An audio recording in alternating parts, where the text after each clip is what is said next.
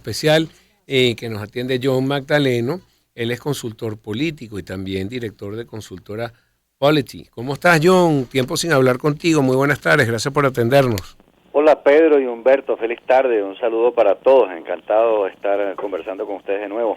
Bueno, más encantados estamos nosotros porque estamos buscando dirección política. En este momento mucha incertidumbre, se espera la fecha que están proponiendo, la plataforma unitaria que se acercó a la Asamblea, y también algunos dirigentes políticos.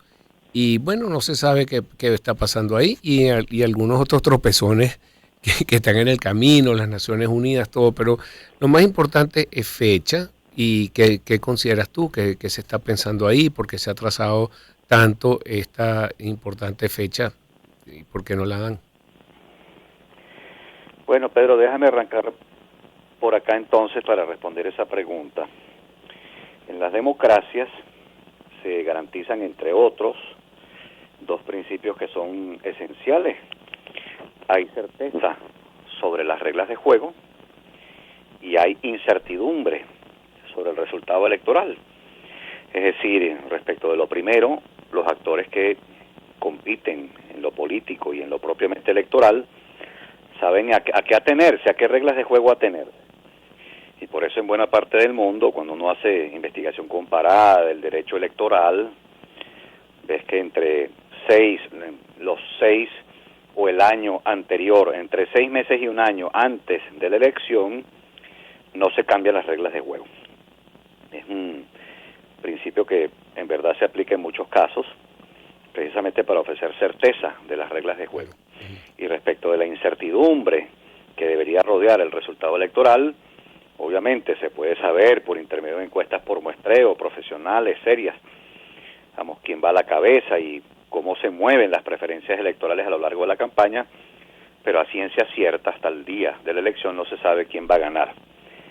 En democracias hay verdadera incertidumbre sobre el resultado electoral. Pero esto ocurre en democracia, pero en otro tipo de regímenes no ocurre.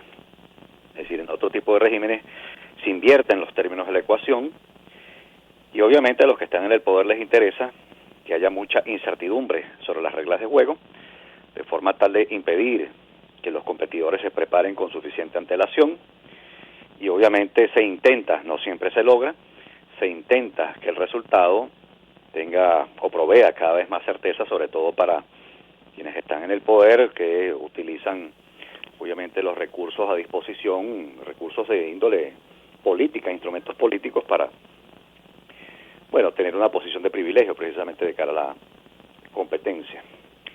Entonces eso último es lo que está ocurriendo en Venezuela. ¿Por qué no vamos a saber una fecha ya? Quizá más adelante, las próximas semanas, pero ¿por qué no se sabe ya? Cuando ya estamos cerca del mes de marzo, por estas razones que estoy explicando. Esto me invita a insistir en un punto en el que tengo años, defendiendo, no va a haber una elección libre y competitiva. No va a haber una elección libre y competitiva.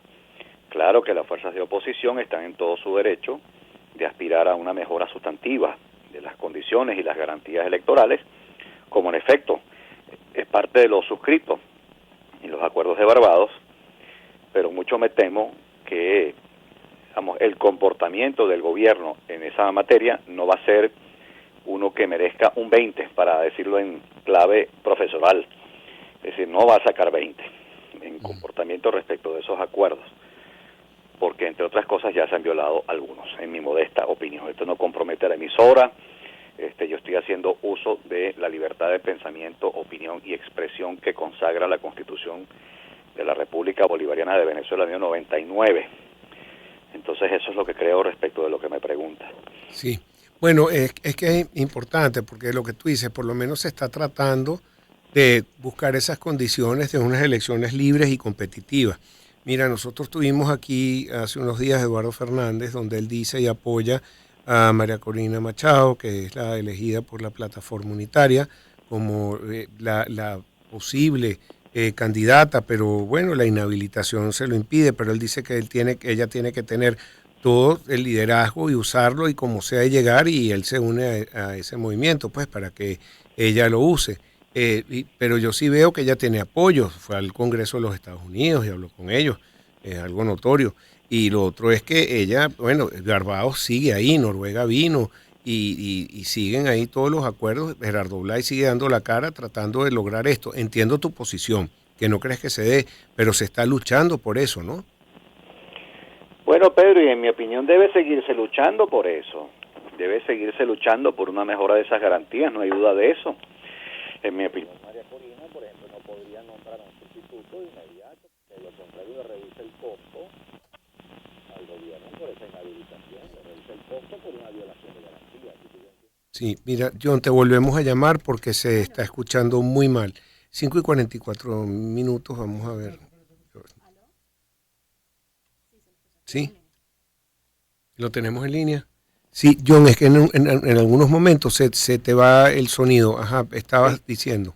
Sí, no, decía que efectivamente María Corina Machado está en todo su derecho de luchar por intentar su habilitación. Decía incluso que está obrando estratégicamente de modo correcto cuando no se anuncia de inmediato la sustitución, la candidatura sustituta, porque su principal imperativo es elevarle el costo en este momento al gobierno por esa violación de garantía. Yo entiendo eso. Ahora, Pedro, es hora de pisar tierra. Me van a perdonar el tono profesoral. Es hora de pisar tierra. Si Machado representa la amenaza más importante, digamos, de quienes están en el poder, es evidente que no va a ser habilitada. Habilitar a Machado equivale a abrir la compuerta de la transición a la democracia, y yo no veo un escenario que en el corto plazo sugiera que hay una claudicación de quienes están en el poder. Eso no ocurre. Entonces, por tanto, la pregunta estratégicamente relevante es hasta dónde puede llegar esa lucha y qué escenarios hay que prever en el marco de esa lucha. Y evidentemente el primer escenario que hay que prever es que ella no pueda inscribirse. Eso es un escenario probable. Un escenario probable. Del mismo modo como la oposición tendrá que confeccionar una estrategia para que efectivamente se le eleve el costo a quienes están en el poder por esa violación de garantía. Es una violación de garantía. En democracias hay elegibilidad para la cosa pública. En democracias no puede haber ningún impedimento real para que un candidato pueda postularse y competir. En Venezuela la hay. Existe ese impedimento. Hay más de 2.000 inhabilitados en Venezuela. La mayor parte de ellos son líderes de oposición afectados por la medida. Entonces no podemos obrar con candidez en el análisis. Es decir, ese es un escenario muy probable. Sí. Entonces, desde luego, esto supone que por lo menos en privado la dirección opositora tiene que preparar un conjunto de protocolos y de lineamientos para dar respuesta a lo que luce el escenario más probable. Un milagro político obra de aquí a allá y permite la habilitación de Machado, estupendo. Pero si acaso no ocurre y la oposición no se prepara, estará en problemas. Así es. Mira, me gusta mucho el análisis que estás haciendo, donde hablas de la estrategia política que está siguiendo María Corina, donde dice, bueno, no voy a nombrar mi sustituto todavía, porque eso le eleva el costo al gobierno. Pero fíjate, ayer estábamos entrevistando a Jorge Botti, y dice algo que tiene relación con esto que tú también dices sobre la madurez política. Dice, cuando te acercas al poder, vas madurando. Y le digo, bueno, eso lo leíste de Maquiavelo, no de John Magdaleno. Digo eso. Así que, bueno, hazte presente. Yo creo que cuando experimentas, digamos, en carne propia los efectos de la política es que se va madurando, no necesariamente cuando te aproximas al poder. La política es una actividad muy dura, Pedro. Claro. Es una actividad muy dura. Es un mercurio. Por una razón sencilla. Porque la política es la arena en la que se disputan todos los intereses que hay en la sociedad. Y un político, cualquiera que sea, obviamente persigue el poder, aspira a llegar al poder. ¿Cuál es el cargo o la posición de mayor capacidad e influencia para un líder político? Obviamente, ser representante público, es decir, ser electo, ser una autoridad que ha sido facultada para tomar decisiones en nombre de una colectividad. Entonces, claro está, por eso es que está enconada la lucha para llegar al poder, porque son muchos los actores que lo pretenden y detrás de ellos hay muchos intereses. Entonces, la política es una actividad muy dura, estimado amigo, sí, para cualquiera que la haga. Sí, claro, pero él hacía referencia, Botti, buscando, por ejemplo, a Milei, que dice, bueno, él fue súper radical y toda su campaña política y en contra de todo el mundo y no voy a tener relaciones con Brasil y voy a romper contra todo, y ha sido más bien conservador dentro del gobierno. Por eso es que él se refería a la madurez y que se adquiere cuando está cerca o en el poder, Bueno, en este caso claro. así. Claro, el poder modera, claro, ejercer el poder modera, claro. ¿Por qué? Porque es en esa posición que tú puedes calibrar el impacto de diversos intereses, de diversos grupos, organizaciones, colectividades. Pues claro, es que, como decía Teodoro Jorge, una cosa es con cuatro y otra con bandola. Claro. Una cosa es estar en la oposición y otra en el gobierno. Entonces, obviamente, a medida que te aproximas a una posición de poder, empiezas a calibrar mejor el impacto de tus decisiones, de tu discurso, de tu narrativa, de tus opciones estratégicas, las que consideras válidas, las que antes no considerabas válidas, pero ahora tienes que considerar porque en efecto son las realidades que impone el poder. Es decir, efectivamente. Pero fíjate que Carlos Blanco, que ha sido un aliado y además asesor político muy fuerte de María Corina durante mucho tiempo, él dio declaraciones ayer diciendo que ya era momento que el partido de María Corina y 20 ya estaban preparados para negociar con el gobierno. ¿Qué significará eso? Porque en todo el momento ha sido muy radical la posición. Bueno, sí, eso a mí me comunica dos cosas, Pedro. En primer lugar, como tú bien sugieres con la pregunta que me hace, que hay una maduración, que hay una mejor comprensión del problema, que la posición estratégica de la que se está ahora, desde la que se está ahora es distinta, y desde luego se puede calibrar con más nitidez el impacto de lo que se ha hecho en el pasado. Pero ese es precisamente lo que me preocupa, Pedro. Es que en el pasado se han dicho cosas tan fuertes y se ha descalificado a tanta gente que yo me pregunto, y no estoy pensando en la oposición solamente, me pregunto si este viraje necesario al final del día, yo creo que muchos estaban esperando a gritos un acto de responsabilidad política como ese, si este viraje será creíble para otros actores y en particular para los destinatarios del mensaje que Carlos Blanco envía, es decir, ya estamos listos para negociar. Bueno, muy bien, ahora la pregunta es, después de todo lo que se ha hecho en el pasado, desde el gobierno entonces se considerará que esa expresión es retrato genuino, fiel de una verdadera voluntad, o sencillamente un ajuste táctico en virtud de las circunstancias. Es decir, para negociar, amigo, usted tiene que ser creíble desde el día uno. Tiene que ser creíble desde el día uno. Si usted no es creíble desde el día uno, ahí hay un problema de confianza. Y las negociaciones funcionan a la postre cuando hay confianza y cuando hay un contexto, lo he repetido muchas veces, tú me lo has escuchado decir, un contexto en el que por un lado hay presiones colectivas y por otro lado se ofrecen garantías e incentivos como puerta de salida precisamente para factores de poder bajo una situación límite. Muchos venezolanos le exigen a la negociación aquello que no puede dar porque la negociación en el corto plazo no funciona. La negociación funciona cuando hay una situación límite a la cual se enfrentan factores de poder y en efecto en esa situación límite es que importan mucho las garantías y los incentivos que se ofrecieron previamente. Pero por tanto eso significa que cuando la negociación da frutos y cuando se entiende finalmente su utilidad, es que hubo un trabajo previo muy importante de creación de confianza, de respeto mutuo, de credibilidad, porque de lo contrario entonces no se puede acordar nada. Sí. Bueno, lo que me preocupa es eso. A mí me preocupa también la posición de muchos de los seguidores de María Corina, porque han sido muy radicales en su pensamiento y cuando les cambian un poco las cosas, no pierden la dirección. Por ejemplo, María Corina, a mí me pareció inteligente haber ido al TCJ y ponerse a derecho. Así le hayan dicho que no, pero por lo menos sabe a qué enfrentarse. Y muchos de sus seguidores no les gustó y ahora que dicen, bueno, es negociar, es cohabitar, es tal. No, mira, la política es negociación y buscar el poder. Eso es lo que yo creo, pero tú que eres experto, ¿qué piensas? Bueno, Pedro, está bastante cerca. La política es por un lado confrontación y por otro lado negociación. Sí, claro, esas son las dos caras. Esas son las dos caras de la política. Es decir, hay un momento conflictivo, tenso, de disputa en la política y hay un momento en el que en efecto tiene que abrirse un espacio para el diálogo, para la conversación, para el encuentro, para el consenso o la búsqueda del consenso. Esas son las dos caras de la política. La política en verdad no es ni una ni la otra. O sea, reducir la política solo al momento de la confrontación o solo al momento de la negociación siempre sería una supresión. Pero sí, claro que esa es una cara de la política. Ahora, de vuelta, En las actuales circunstancias, negociar involucra que los interlocutores se reconocen mutuamente. Por ahí se empieza, Pedro.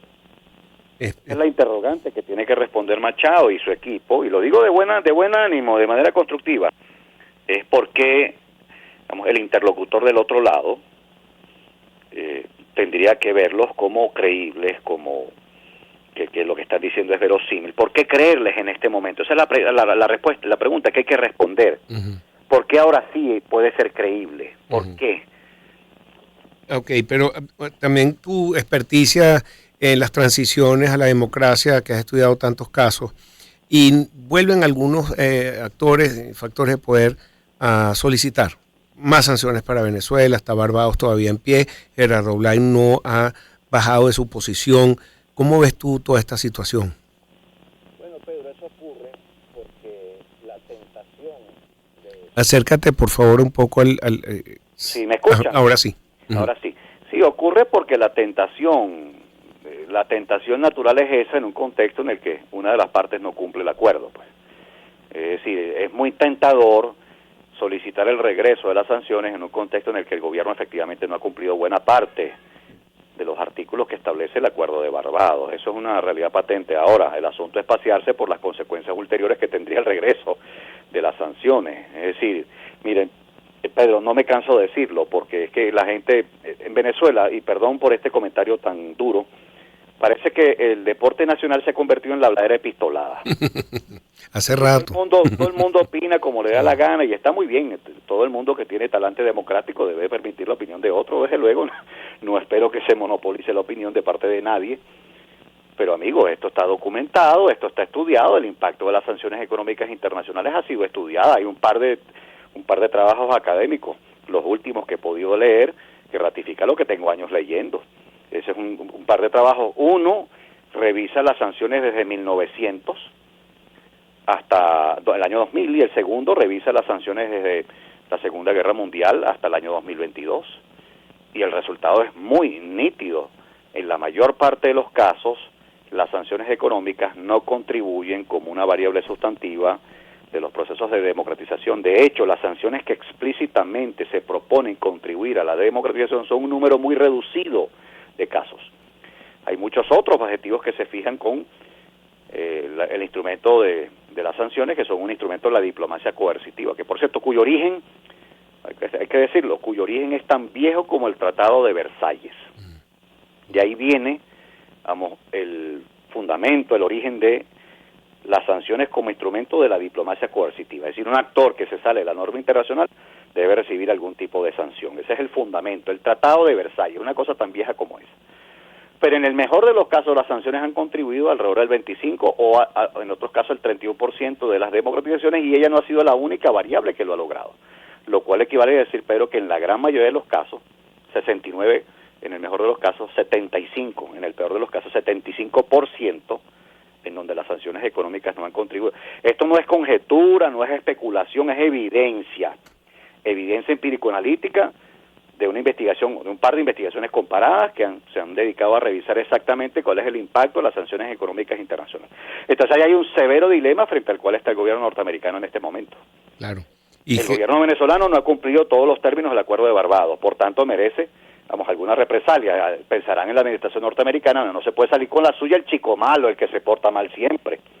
Sí, pero el problema es que la forma como estás pensando en castigarlo podría agravar las cosas incluso para los que estamos acá, es decir, para los que intentamos precisamente una redemocratización. Entonces es el tipo de cosas que hay que discutir con un poquito más de detalle y un poquito más de profesionalismo que lo que uno escucha habitualmente. Es así. Mira, también me interesa tu opinión sobre la posición de los empresarios, comercios en Venezuela, turismo, todos representados por Fede Cámara. Adán Celis, cuando era presidente con Industria, y todo con Industria, siempre han hecho una encuesta entre todos los empresarios. Ahora la llevan a otro nivel de Fede Cámara, y la gran mayoría de los empresarios están en contra de estas sanciones. Algunos dirán, bueno, ¿por qué no? Es que póngale sanciones si uno no va a cambiar hacia un sistema democrático, 100% en Venezuela. ¿Qué se hace en este caso? ¿Cuál es tu opinión si todos ellos que han sido sometidos a over compliance, a no poder hacer sus negocios como quieren. Muchos le han cerrado también las vías para exportar, importar. ¿Cómo debe actuar entonces un empresario en Venezuela? Bueno, Pedro, es una pregunta delicada porque Claro. cualquiera que nos esté escuchando, sobre todo si tiene vínculo con el gobierno nacional, dirá, caray, Magdaleno entonces va a hacer alguna recomendación para el sector empresarial, especialmente respecto de las sanciones. No, mire, mi opinión respecto a las sanciones es la que acabo de señalar. Son un instrumento de la política, de la diplomacia coercitiva, no son eficaces para promover redemocratizaciones o democratizaciones en general en el mundo, y obviamente tienen unos efectos colaterales, unos efectos sobre el resto de la sociedad, digamos, tremendamente perjudiciales. Las sanciones han sido pensadas fundamentalmente, Pedro, las sanciones económicas en particular, para debilitar las capacidades estatales.